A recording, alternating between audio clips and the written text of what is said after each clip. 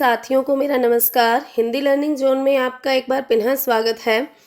तो चलिए आज हम शुरू करते हैं एचटेट का लेवल 2 एग्ज़ाम की हिंदी। तो सबसे पहले बिना किसी देरी के शुरुआत करते हैं प्रश्न संख्या 31। प्रश्न संख्या 31 में दिया है समश्रुत भिन्नार्थक शब्द मनुजात और मनुजाद का क्रमशः सही अर्थ चुनिए। मनुजात और मनुजाद। मनुजात का अर्थ होता है मनुज, मनुज का पुत्र अर्थात मनुष्य से उत्पन्न। जात मतलब होता है उत्पन्न और मनु प्रथम पुरुष माना जाता है धरती पर, तो मनु अर्थात मनुष्य, तो मनुष्य का पुत्र। और मनुजाद का अर्थ होता है मनुष्य से संबंध रखने वाला। तो इसके आधार पर 31 का आएगा ऑप्शन संख्या 4, मनुज का पुत्र और मनुज से संबंध रखने वाला।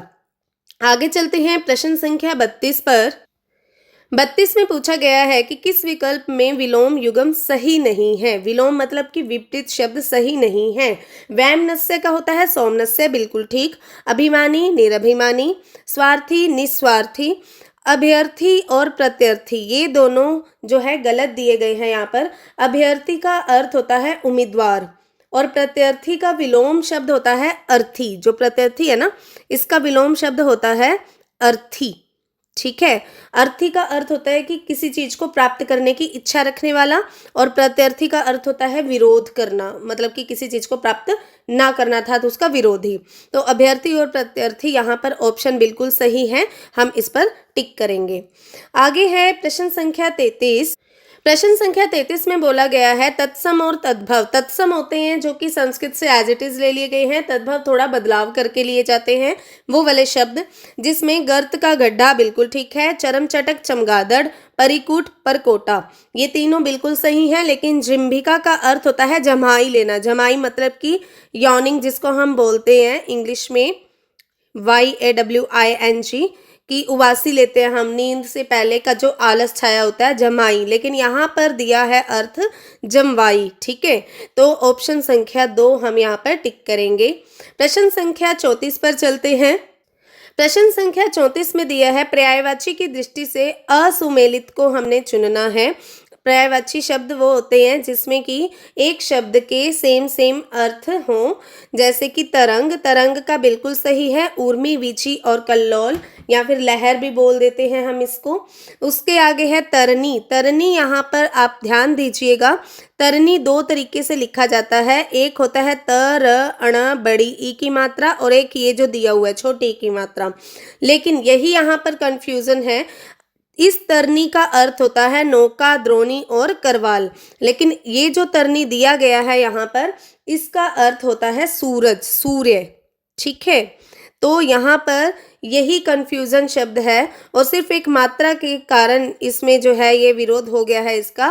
तरनी इस पर टिक होगा, क्योंकि ये वाला जो तरनी है ये तो सूरज का पर्यायवाची है, जबकि नौका का जो पर्यायवाची होता है उसमें बड़ी ई की मात्रा लगाई जाती है। ठीक है, और बाकी तो दोनों ऑप्शन बिल्कुल ठीक है। तोता का होता है रक्ततुंड, कीर और सुग्गा, और योनि का होता है अपत्यपथ, जन्मवर्तम और रतिकुहर। चलिए आगे चलते हैं प्रश्न संख्या 35 पर। प्रश्न संख्या 35 में दिया है कि किस शब्द में कु उपसर्ग का प्रयोग नहीं किया गया। कु का अर्थ होता है बुरा। ठीक है, तो कुजन बिल्कुल ठीक है। कुचेष्टा, बुरी चेष्टा करना। कुमति, बुरी बुद्धि। तो कुमार जो यहाँ पर शब्द है ये अपने आप में एक स्वतंत्र शब्द है। कुमार में किसी प्रकार का कोई उपसर्ग नहीं है, तो इसमें टिक होगा प्रश्न संख्या 35 के ऑप्शन संख्या 2 पर। आइए चलते हैं प्रश्न संख्या 36 पर।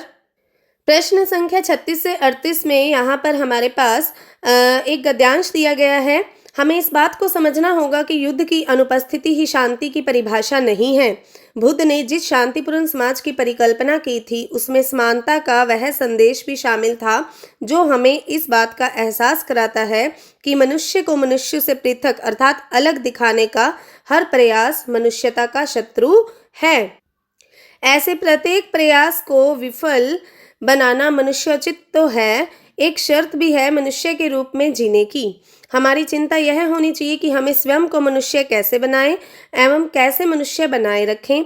मनुष्य बनने का अर्थ है अपने भीतर दूसरों की पीड़ा को समझने का एहसास जगाना, अपने भीतर करुणा का वह भाव जगाना जो हमें दूसरों से जोड़ता है।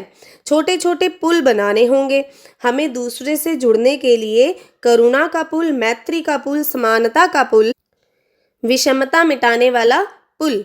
ऐसा समझकर ही हम मानवोचित आचरण का मंत्र अपना सकते हैं, प्रबुद्ध बन सकते हैं। तो चलिए बढ़ते हैं इसके प्रश्नों की तरफ। पहला प्रश्न दिया है, 36वां प्रश्न है इसमें से, लेखक के अनुसार शांति की परिभाषा क्या नहीं है। तो पहली दूसरी पंक्ति में ही दिया गया था कि शांतिपूर्ण समाज की कल्पना या युद्ध की अनुपस्थिति या जिसमें समानता का संदेश सम्मिलित हो या स्वयं को मनुष्य बनाना। तो बिल्कुल क्लियर है, 36 का आएगा 1, अर्थात युद्ध की अनुपस्थिति ही शांति की परिभाषा नहीं कही जा सकती। तो यहाँ पर ऑप्शन संख्या 1 पर हम टिक करेंगे। आगे है प्रश्न संख्या 37। प्रश्न संख्या 37 में है, लेखक के अनुसार मनुष्य बनने का क्या अर्थ है। मनुष्य बनने का अर्थ क्या है।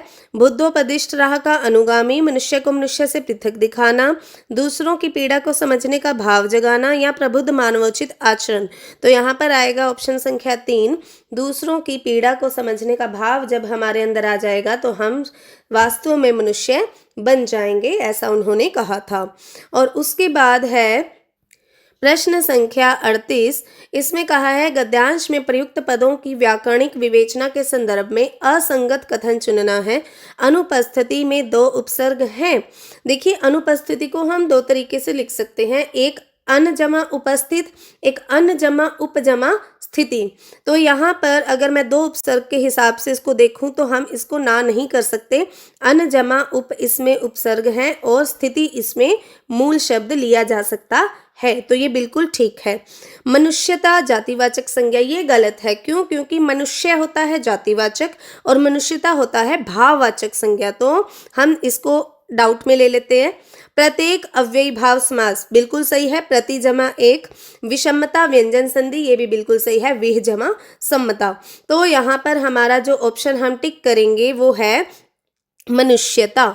मनुष्यता क्या है? भाववाचक संज्ञा। आइए चलते हैं प्रश्न संख्या 39 पर। प्रश्न संख्या 39 में दिया गया है, समस्त पद एवं समास विग्रह की दृष्टि से असंगत विकल्प को हमने चुनना है। लोकप्रिय, अधिकरण तत्पुरुष, पवन से चलने वाली चक्की, पंचक्की, बिल्कुल ठीक है। नवयुवक, नव है जो युवक, बिल्कुल ठीक है। परीक्षा भवन, परीक्षा के लिए भवन, ये भी बिल्कुल ठीक है।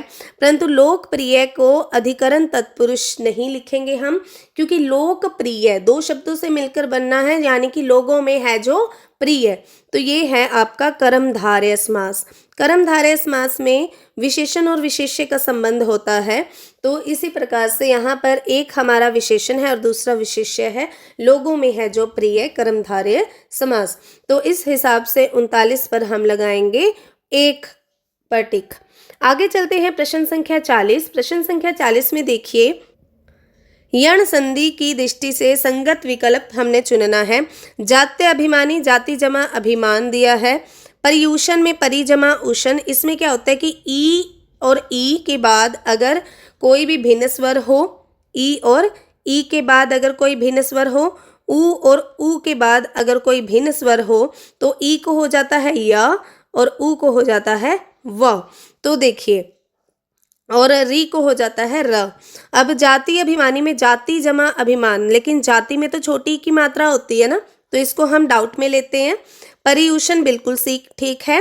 वधविच्छा में वधु जमा इच्छा, ये भी ठीक है। उसके बाद महेंद्र जालिक में महाजमा इंद्रजालिक, ये भी ठीक है।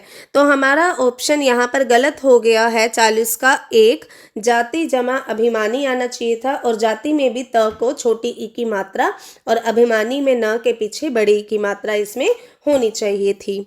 चलिए चलते हैं प्रश्न संख्या 41 पर। प्रश्न संख्या 41 में प्रत्यय आया है और प्रत्यय की दृष्टि से हमने असंगत विकल्प को चुनना है। तो बड़ी ई की मात्रा दी है द्रौपदी, जानकी और वाल्मीकि। यह है महात्म्य, वैधव्य और पौलस्त्य। तर में महत्तर, बृहत्तर और दृढ़त्तर। एय में भागिनेय, पाथेय और वैनतेय। अब यहाँ पर जो वाल्मीकि है ना शब्द, वाल्मीकि में ई प्रत्यय तो दिया ही नहीं है, बड़े वाला ई प्रत्यय तो नहीं है, ये तो क्या है, एक संज्ञा है, वाल्मीकि किसी व्यक्ति का नाम है ना। तो द्रौपदी में द्रुपद की जो बेटी थी द्रौपदी और जनक की जो बेटी थी जानकी, उसमें ई प्रत्यय लगाकर द्रौपदी और जानकी तो बन गया, लेकिन वाल्मीकि यहाँ पर क्या है आपकी, वाल्मीकि मूल संज्ञा है, ठीक है। तो इसीलिए ई प्रत्यय इसमें नहीं है, तो हम 41 के ऑप्शन संख्या 1 पर क्लिक करेंगे। आगे चलते हैं प्रश्न संख्या 42 पर। प्रश्न संख्या 42 में दिया है असंगत विकल्प को हमने चुनना है। अंग और अह अयोगवाह ध्वनियां कहलाती हैं, ये इनके नाम हैं, बिल्कुल सही है।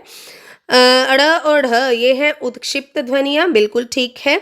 ए और ओ अर्ध संवृत हैं, बिल्कुल ठीक है। परंतु श श और स संघर्षी व्यंजन है, लेकिन यहाँ पर दिया गया है स्पर्श संघर्षी, जबकि स्पर्श संघर्षी क्या होता है, च छ ज और झ आपके तालव्य भी होते हैं और स्पर्श संघर्षी भी होते हैं। तो यहाँ पर हमारा जो ऑप्शन गलत हो गया वो है 42 का 3, ठीक है। तो चलिए बढ़ते हैं प्रश्न संख्या 43 की तरफ। प्रश्न संख्या 43 में हमें दिया है निम्न में से शिक्षण सूत्र नहीं है। शिक्षण मतलब कि पढ़ाने का सूत्र नहीं है। पूर्ण से अंश की ओर, प्रेरणा से तर्क की ओर, स्थूल से सूक्ष्म की ओर, या फिर उपयुक्त सभी। तो देखिए शिक्षण सूत्र बहुत से होते हैं, ये आपको पढ़ने चाहिए, एटलीस्ट 10 तो होते ही हैं ये। तो जिसमें से प्रेरणा से तर्क की ओर कोई सूत्र नहीं है, ठीक है। पूर्ण से अंश की ओर का जो सूत्र है ये गेस्टाल्ट ने दिया है। किसने दिया है, गेस्टाल्ट एक मनोविज्ञानी है, उन्होंने दिया है। स्थूल से सूक्ष्म की ओर भी है, अर्थात बड़े से छोटे की तरफ जाना, परंतु प्रेरणा से तर्क की ओर कोई ऐसा शिक्षण सूत्र नहीं है। तो हम यहाँ पर 43 में टिक करेंगे ऑप्शन संख्या 2 पर। आइए चलते हैं प्रश्न संख्या 44 पर। प्रश्न संख्या 44 में असंगत विकल्प को हमने चुनना है। समुद्र में लगने वाली आग को दावानल कहा गया है, जो कि बिल्कुल ही गलत है, क्योंकि समुद्र में लगने वाली आग को नहीं कहा जाता, ये वन में लगने वाली आग को दावानल कहा जाता है। और देख लेते हैं लोक प्रचलित बात अर्थात किंवदंती जिसको बोलते हैं, जिसके वक्ता का पता ना हो, बिल्कुल ठीक। पशुओं द्वारा जुगाली करने की प्रक्रिया पागुर कहलाती है। जिसके पति ने दूसरा विवाह कर लिया वो अधिउडा कहलाता है। तो 44 में ऑप्शन संख्या 1 पर ही हम टिक करेंगे। बढ़ते हैं 45 की ओर। 45वें में कहा गया है कि निम्न में से प्रक्षेपित शिक्षण सहायक सामग्री नहीं है। प्रक्षेपित का मतलब होता है प्रोजेक्टेड, क्या होता है, प्रोजेक्टेड। तो प्रोजेक्टेड शिक्षण सहायक सामग्री नहीं है, साफ पता चल रहा है। फिल्म प्रोजेक्ट के थ्रू होगा, ओवरहेड प्रोजेक्टर में प्रोजेक्टर आ ही गया, फिल्म स्ट्रिप में भी प्रोजेक्टर आएगा, परंतु दूरदर्शन में प्रोजेक्टर का प्रयोग नहीं होगा। दूरदर्शन क्या है, एक प्रसारण का माध्यम है। दूरदर्शन किसका माध्यम है, प्रसारण का माध्यम है, ठीक है। तो यहाँ पर हम टिक करेंगे 45 का 1। तो ये था हमारा लेवल 2 का HTET का पेपर। आपको इस पेपर में ऑप्शन के साथ साथ डिटेल में समझाया भी गया है। तो देखते रहिए हिंदी लर्निंग जोन। अगर चैनल को आप लोगों ने सब्सक्राइब नहीं किया तो कृपया सब्सक्राइब कर लें और अपने मित्रों के साथ ज़्यादा मात्रा में शेयर करें। धन्यवाद।